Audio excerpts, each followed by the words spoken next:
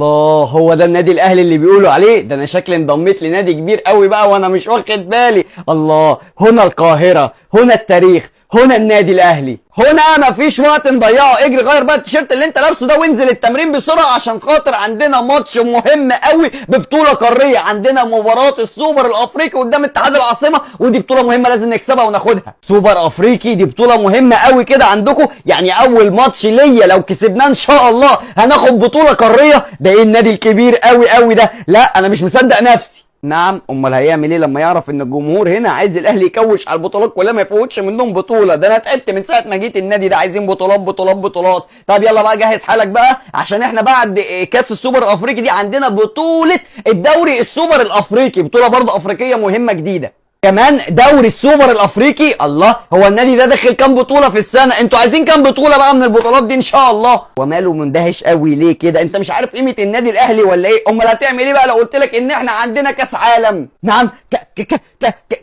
كاس العالم؟ انت بتتكلم بجد؟ احنا هنلعب في بطوله كاس العالم؟ بطوله كاس العالم اللي خدها مننا ميسي ورفقائه وعكننوا على فرنسا كلها وحرقوا دمنا؟ انا مش مصدق نفسي. هنشارك في بطوله كاس العالم دي عادي؟ ميسي ورفقائه ايه؟ ما هو برضه الضربه كانت شديده قوي عليهم، فرنسا كلها نامت معيطه. لا يا حبيبي، كاس العالم اللي ميسي حط عليكم فيه ده بتاع المنتخبات. احنا بقى عندنا كاس العالم للانديه عشان احنا ما نقلش عن انديه اوروبا في حاجه.